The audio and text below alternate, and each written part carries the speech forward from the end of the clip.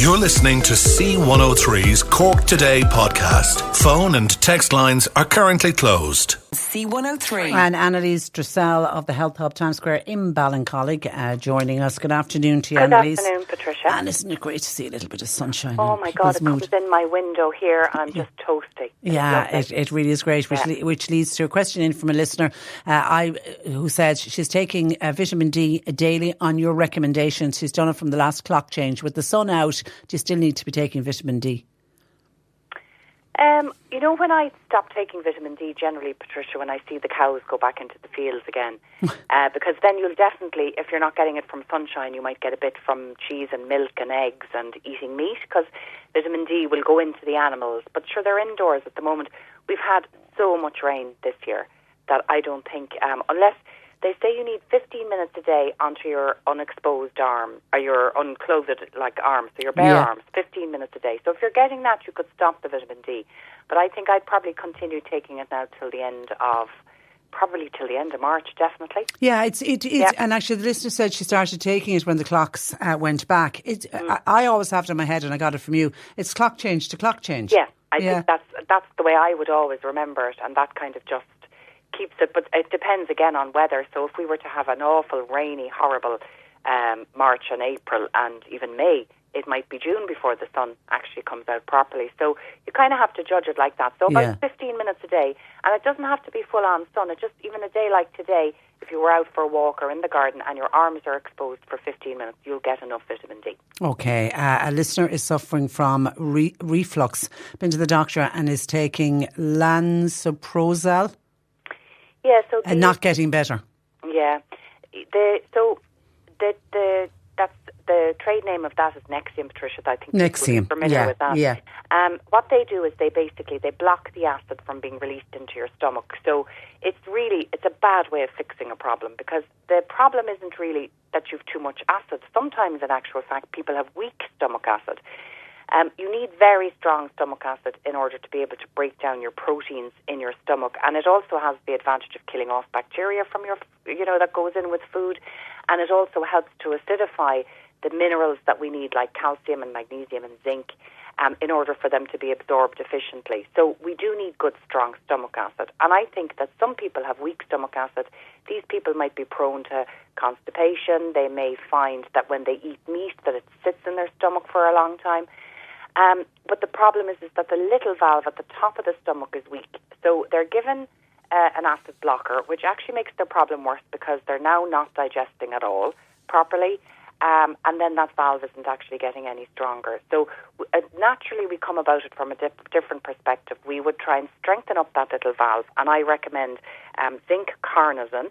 It's spelled zinc, Z-I-N-C, and then carnosine, C-A-R-N-O-Z-I-N. It's by a company called Quest. And that has the advantage of supporting the mucus-producing cells of the stomach. So they produce a lovely thick layer of mucus that protects the stomach when you release acid for digestion. You get your acid released as normal for digestion, so you don't get as much churning and bubbling and gurgling. And then the zinc, the carnosine, also strengthens up that little valve, so you don't get it coming back up the food pipe. So I would definitely take that. And then to manage your symptoms in the interim period, you could take slippery elm, which acts like a kind of a natural Gaviscon, but unlike Gaviscon, which blocks your ability to absorb calcium and other things, it actually helps heal, and it doesn't prevent those. So that can be taken long term if you need it. And the idea is you take it just before you eat. And the last thing I would recommend is a digestive enzyme, because that just supports your body's ability to break down food, so the stomach doesn't have to work as hard. And generally that does it for most people. If they do it for 2 or 3 months, that then tends to clear up the problem completely. Okay, hi, Annalise, advice please. The skin on my face has gone very dry and flaky. What would you recommend? So I think the common problem this time of the year, Patricia, because we've spent we've been indoors now with the heating on, the central heating, and I think when you go into shops, I don't know, it's the time of my life, but God, I can't even go shopping anymore because I'm just running out of all these overheated shops. Too hot and cranky to shop. So I think it's typical to have very dry skin at this time of the year.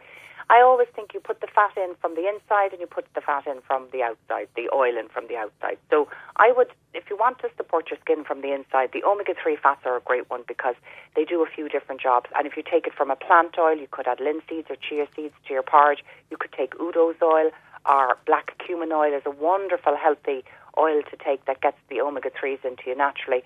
Or you could take a fish oil. And that does a few different jobs for heart health and brain health as well. And then really it's about kind of, I suppose, finding a good cream on the outside. Now, everybody's skin is very different, but I do think when it gets dry and flaky, you probably should use a gentle exfoliator to get rid of the skin, and then use a nice face cream. So the ones that we get great feedback here on, always the Trilogy ones are lovely. We started stocking a lot of the Weleda Skin Food line, and they do a skin food which is brilliant for very, very dry skin. And I'd go natural because then it's unlikely to irritate. And then for people that have more sensitive kind of eczema or psoriasis type skin, you could look at the Hopes Relief, which is more for that type of skin. It's not necessarily just for dry skin. It's more for skin that's very inflamed and irritated.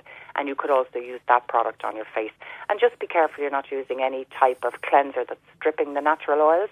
So you could use, actually I just took home the Weleda cleansing balm to try it out myself, and it's lovely and it leaves your skin lovely and soft. And the Trilogy one, their cleanser is beautiful as well, leaves your skin feeling really hydrated.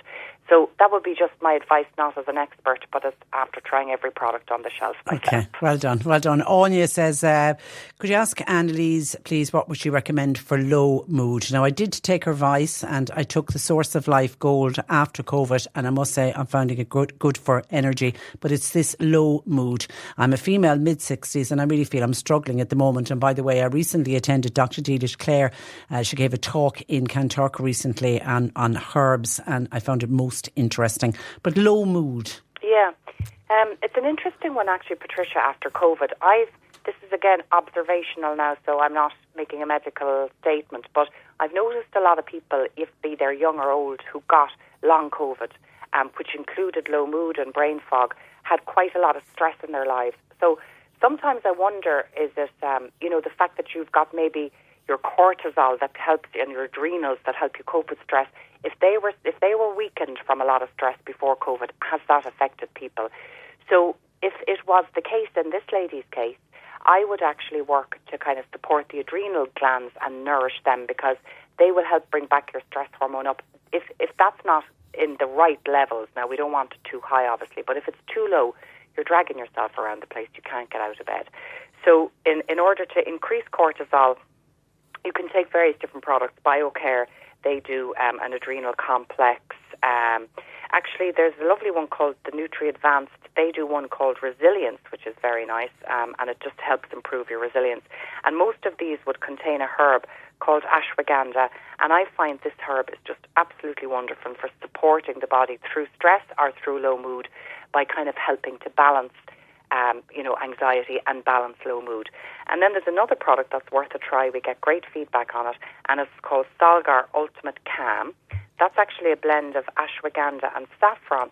And in clinical trials, they've found that saffron performs as well as antidepressants for about 80% of people who take it. Now, we normally use saffron for cooking, but you can buy it now in capsule form, and we get good feedback on it here in the shop. So you could try either saffron on its own or that Ultimate Calm, and Viridian are the ones that do the saffron. Okay. Okay.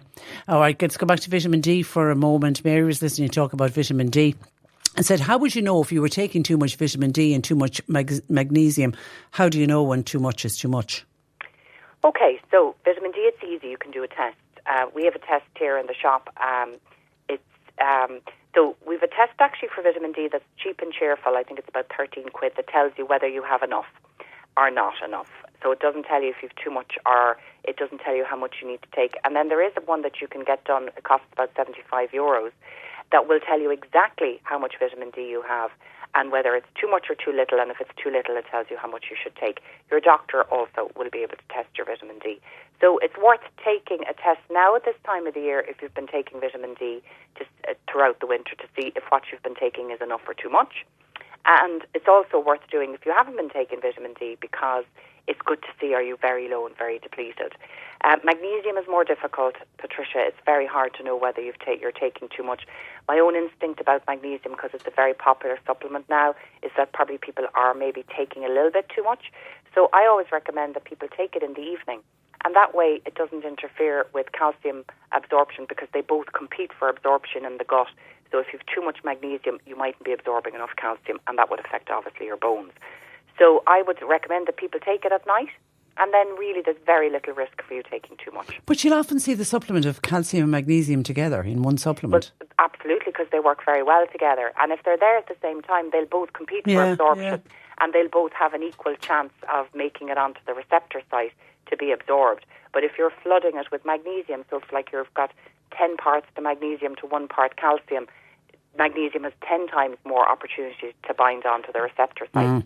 So it's only to be very careful, Patricia, but I'm not a great believer in taking high doses of anything for the long term unless the risk is worth the benefit. Yeah, the benefit is worth the risk. Okay, we'd an email in from Margaret, who eats salmon. She eats it at least twice a week. She buys it from her fishmonger, but she started seeing some programmes on TV and online saying that farm salmon is full of bacteria, parasites and other diseases due to the fact that they are confined in water which is full of the bacteria. But she finds it impossible to get wild salmon, and she wonders, would you recommend her giving up salmon altogether if she can't get her hands on wild salmon? Patricia, it's so hard nowadays to there's something wrong with everything we eat, really. Yeah. The other issue with eating a lot of fish, even the wild salmon, to be honest, Patricia, because we've polluted our waters, is they have high levels of mercury. So even if you could get your hands on wild salmon, they recommend you don't eat it more than 3 times a week, and that goes for the other oily fish included. So that would be mackerel, herring, sardines. So some of the salmon is actually farmed in the sea. So they tend to be healthier salmon, because even though they are in a net, they still have got a flow of water. Look, when you keep an awful lot of animals in the same place in crowded conditions that they're not normally kept in, they're generally fed with cheap feed, and they're generally treated with chemicals to keep them healthy. So, my own kind of feeling on it is, you still have to have a life and you still have to eat. It's not going to be the worst thing in the world, but I definitely wouldn't eat it more than twice a week. And what you might like to do if you enjoy salmon is you could buy wild tinned salmon, and you could have that in a sandwich or with salad at your lunch. You could also buy mackerel. Mackerel is very rarely farmed, and that would be just as healthy as salmon.